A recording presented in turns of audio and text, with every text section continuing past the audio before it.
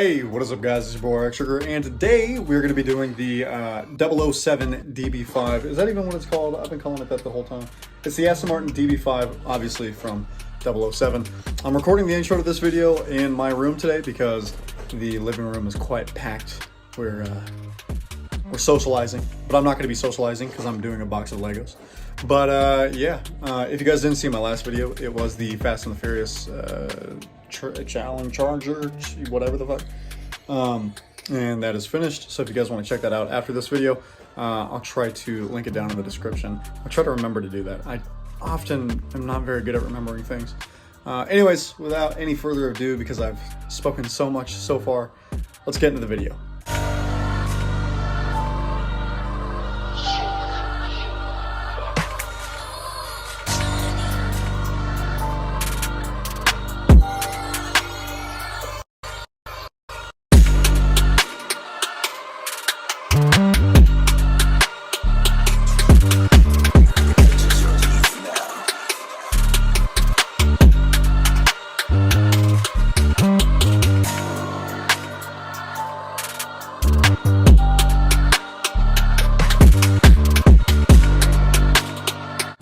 Alright guys, we are at the halfway point of the Aston Martin DB5.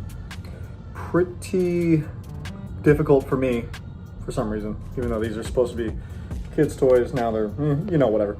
In the rear, there's a part that you can't even see anymore, but I'd gotten pretty far and I had realized that I had skipped a step.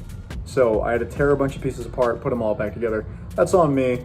I was done for that. But aside from that, this car has been really fun to put together.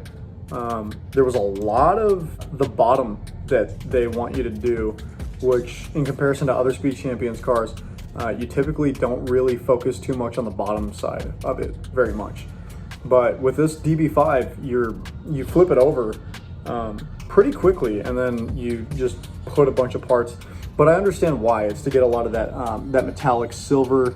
Let's see if I can get the reflection going to make it look nice. I can't really. This bottom portion right here is very metallic, and it's really good looking. And just to get everything placed, it looks really good. Just like a lot of Speed Champions cars, you do focus on the back half in the first bag, and then in the second bag, of course, I'm going to be finishing the whole thing. It looks really good so far. The cool thing about the two cars that they brought out today is very minimal on stickers. It may look like a lot, but these are all extra license plates that you can use depending on which version of James Bond you prefer. But aside from these extra license plates, these are all the stickers that you have to do, which I realized that lately I've been harping on stickers a lot, and I don't want to do that anymore because if I find a negative about my hobby, I'm gonna harp on it and I'm gonna keep on being annoying. I want to stop bitching. I really enjoy this car, and so far, just from the back half alone, it looks really good. Super classic feel. I'm enjoying it. So anyways, we're gonna go into the next time lapse and then finish up the video.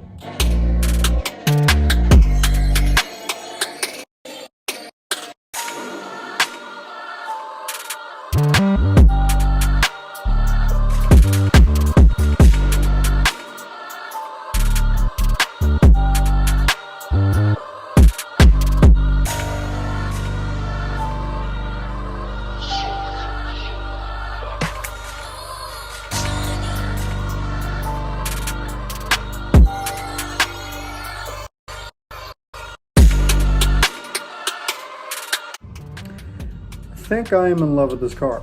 Oh, I'm forgetting one thing though.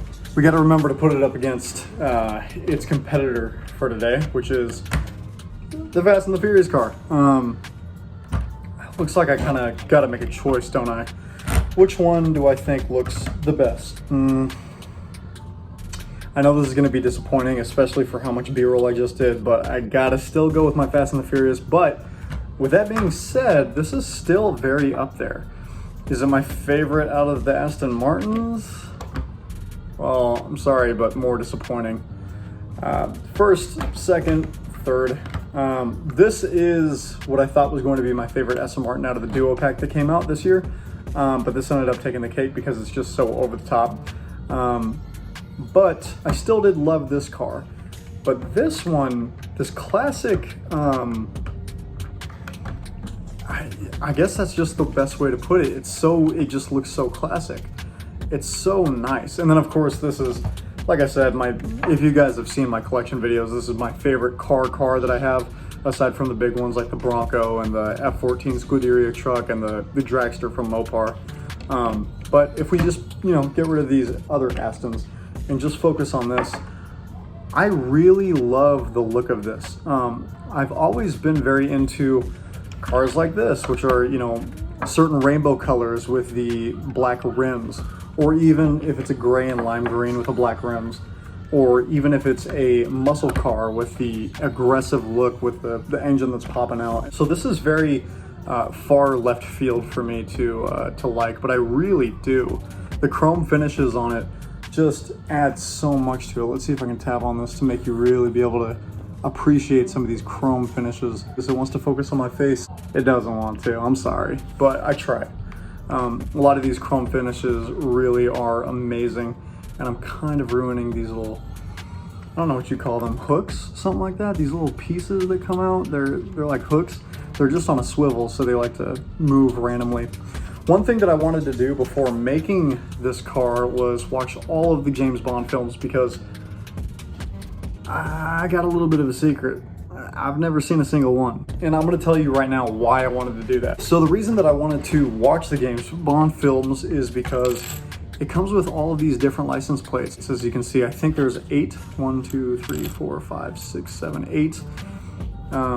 So I've got all of these different license plates, and I don't know who any of these characters are, but I have the license plates. So what I wanted to do was I wanted to make the car, or I wanted to watch the movies, make the car, and then swap the license plate out for whichever one that I thought was the best. And now that I'm thinking about it, this car has 2 license plates, so that should mean that there's only 4 different types. So yeah, if I look now, yeah. So you can see you've got 2 of each different name. Obviously, 1 for or 2 for each James Bond that there has been, or James Bond DB5 car that there has been. I don't know how it works. Like I said, I'm not a huge fan of James Bond, only because I've never seen the movies. But that's something I really wanted to do, and I really wish I had gotten to do it, because I would have loved to sit here and talk about James Bond. But instead, I've got to talk about the car, which is what I'm supposed to be doing anyways, so it doesn't really matter. It was a great build. I loved it. Like I said in the halfway portion, a lot of time was spent on the bottom side of the bumper, of the rear bumper.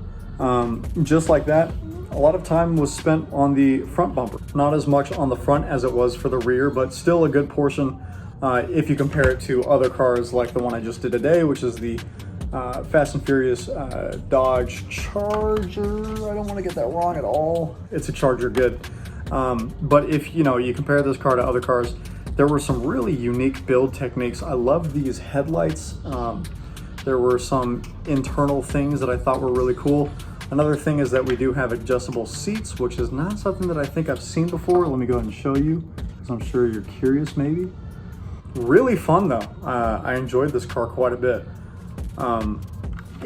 So when I say my favorite, I am judging it based off of looks. Fast and Furious wins.